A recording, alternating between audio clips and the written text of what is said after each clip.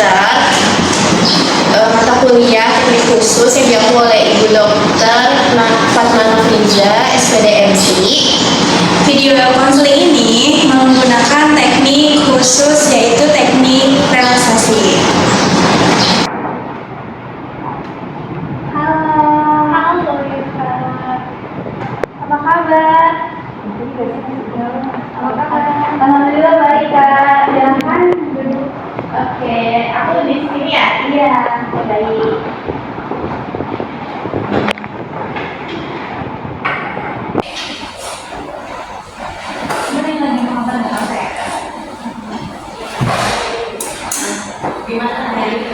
Gimana tadi perjalanannya? Mau ada kesini nih? Tadi alhamdulillah sih lancar, jalannya juga nggak macet, jadi akhirnya sampai. Naik apa tadi kesini? Aku kesini tadi naik TJ. Diantarin nggak? Aku kebetulan kesini sendiri. Iya. Sebelum kegiatan nih, kamu pernah mengikuti konseling atau tahu apa itu konseling? Belum sih Kak. Belum, oke. Di sini saya mau menjelaskan ya. Jadi konseling itu adalah kegiatan berinteraksi. Tujuannya itu untuk membantu kamu keluar dari masalah yang sedang kamu hadapi. Nah, tetapi tetap kamu nih yang memutuskan apa sih yang memutuskan jalan keluar dari permasalahan yang sedang kamu hadapi. Nah, di konseling ini pun ada aturan-aturan yang harus kita berdua taati. Nah, kamu tenang saja. Di sini semua cerita rahasia kamu akan saya jaga baik-baik. Tidak akan bocor atau tidak akan saya kasih tahu tanpa izin kamu. Nah, saya berharap juga di sini kamu bisa menceritakan masalah kamu ini secara terbuka dan secara sukarela tanpa adanya paksaan. Oke. Lalu di dalam konseling itu saya berharap juga kita bisa saling menghargai dan menghormati.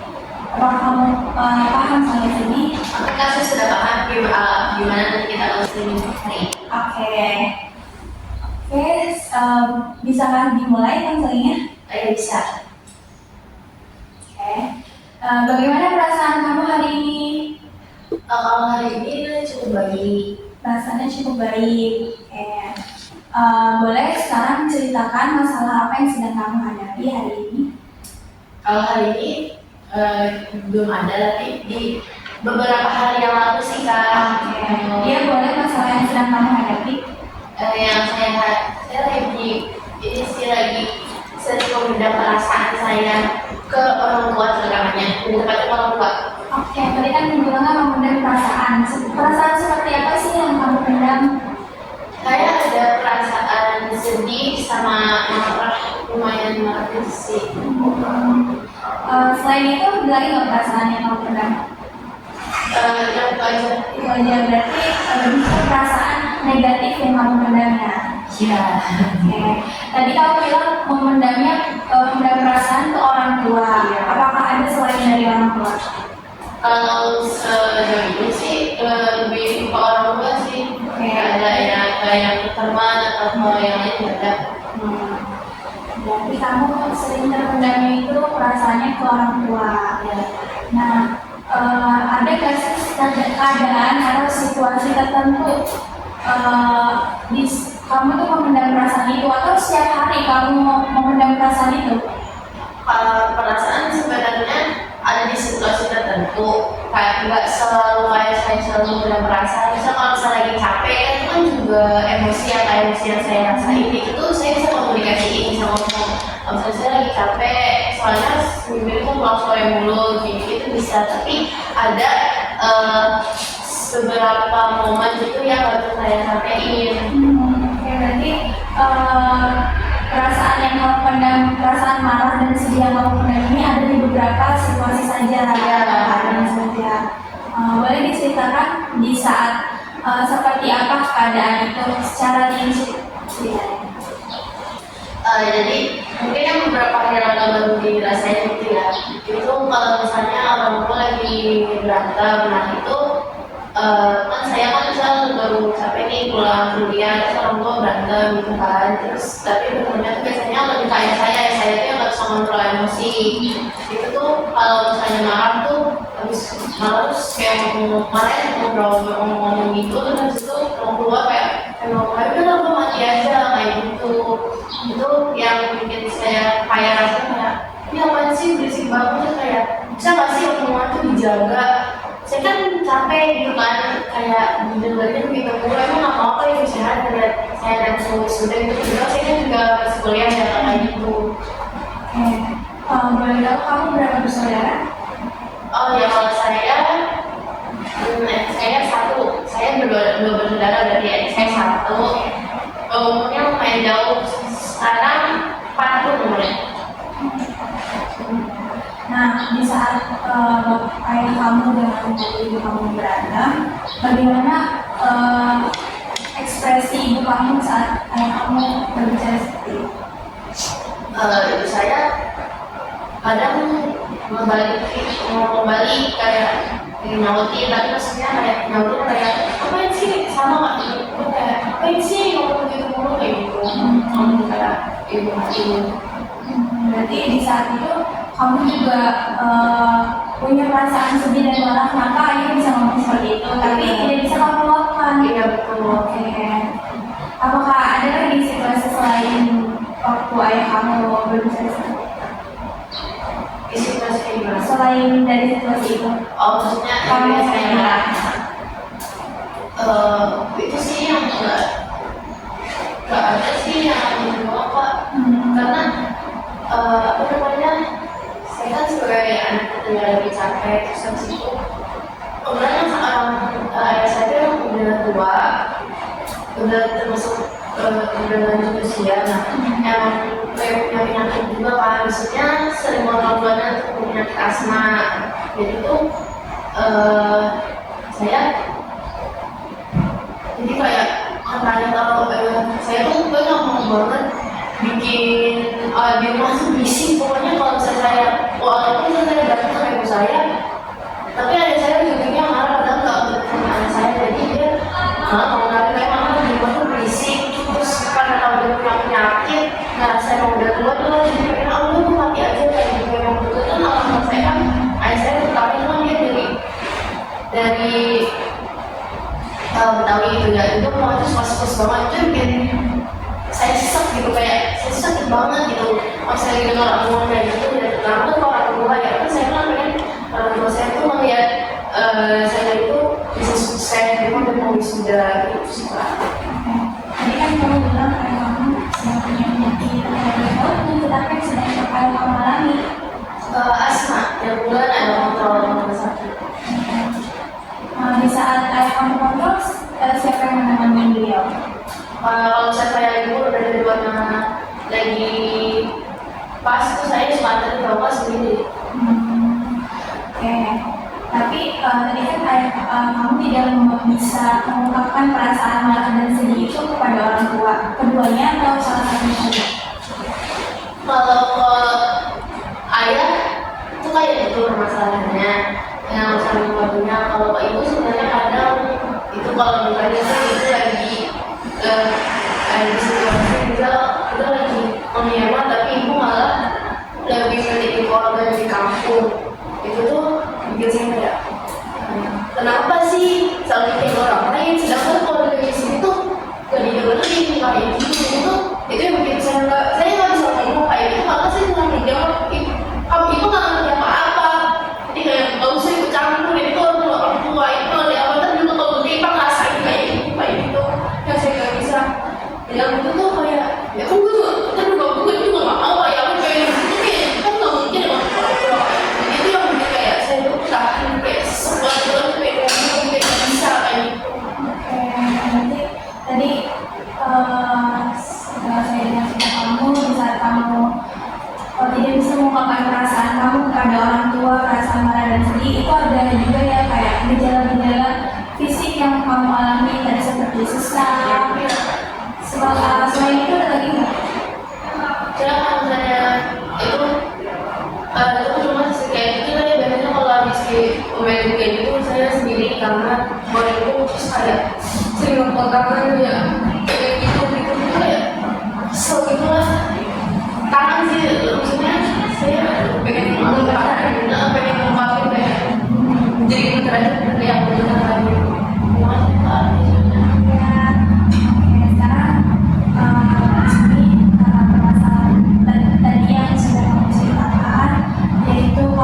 Susah nih untuk mengungkapkan perasaan negatif marah dan sedih kepada orang tua, kita akan melaksanakan teknik relaksasi. Nah, teknik relaksasi ini adalah teknik untuk bisa lebih tenang gitu, tenang dari fisik kita dan dari pikiran kita juga. Oke, apakah bisa dimulai teknik relaksasinya? Bisa.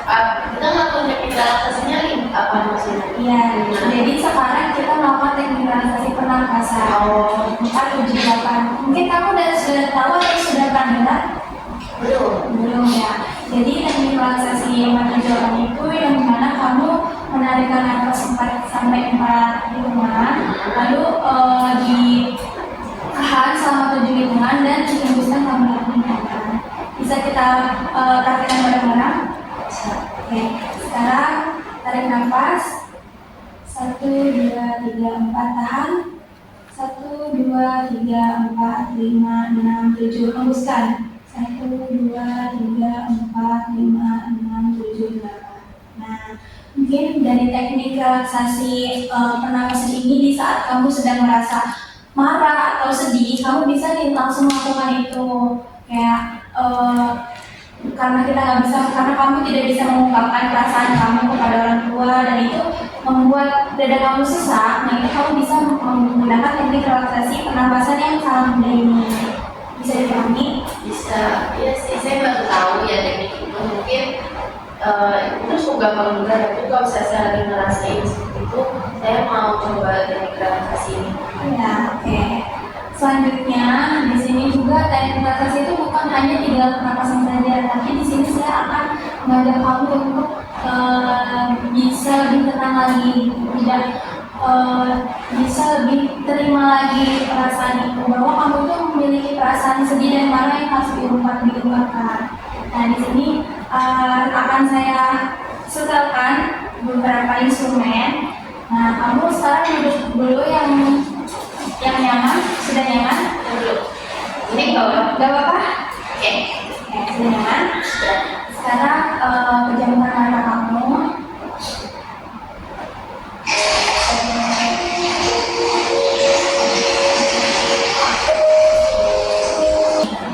Udah matanya. Oke. Sekarang kamu bayangkan perasaan yang kamu tadi tidak bisa ungkapkan, perasaan apapun itu.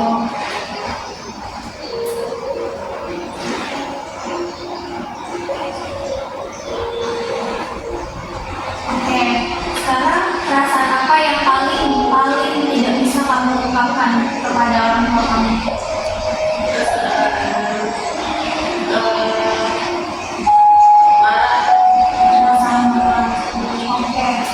Sekarang kamu bisa mulai berbicara atau mengeluarkan perasaan itu dengan kata aku marah karena saya catatkan misalkan aku marah karena aku selalu dituntut untuk menjadi baik. Boleh? Dari sesuatu lagi ya. Iya, jawaban itu sama tadi.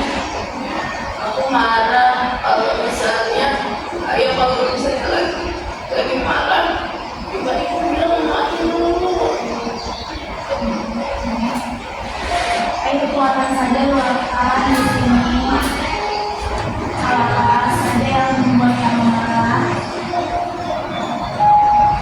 Aku marah kalau misalnya itu selalu dari orang lain daripada sendiri sendiri. Tarik nafas sekarang. Buang sekarang. Tarik nafas lagi. Hembuskan.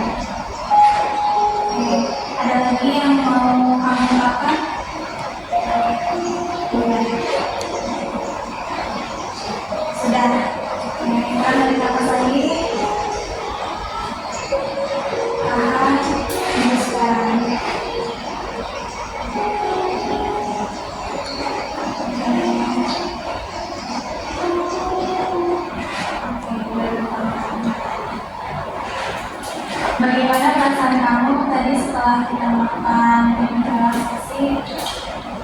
Sejujurnya menurut saya jadi lebih tenang karena saya nggak pernah sama sekali ngomong ini ke siapapun, apalagi langsung ya.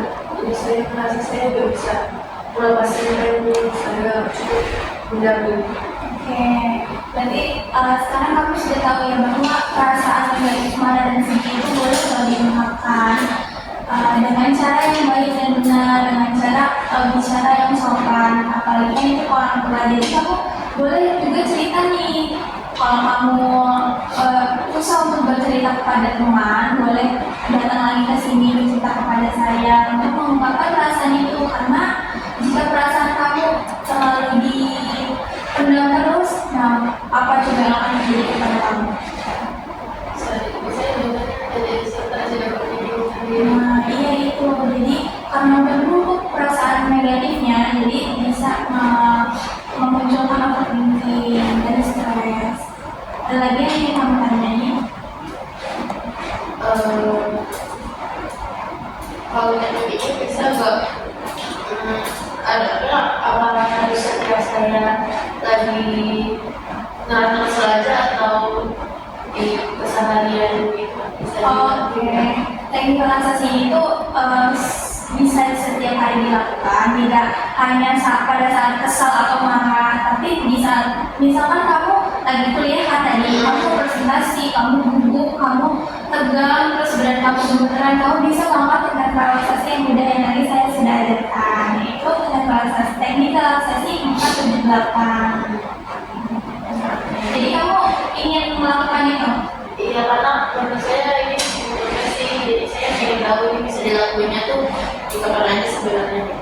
Terima kasih Kak. Iya, saya ingin bertanya kembali, setelah kamu melakukan konseling ini, apa sih goal setting atau tujuan kamu untuk ke depannya? Saya pengen coba lebih tenangin diri saya dulu karena mungkin memang belum kalau saya belum bisa mengungkapin langsung ke orang tua, saya pengen kalau saya lagi sedih, saya pengen nggak sampai dari sensitif. Jadi kita saya harus coba mencegah dulu jangan sampai kayak gitu lagi. Jadi ini saya mau coba untuk tenangin diri saya terlebih dahulu. Oke, baik. Ya, mungkin itu sudah sangat bagus ya tadi. Juga kamu bilang setelah saya memberikan lagu instrumen juga kamu bisa mengungkapkannya.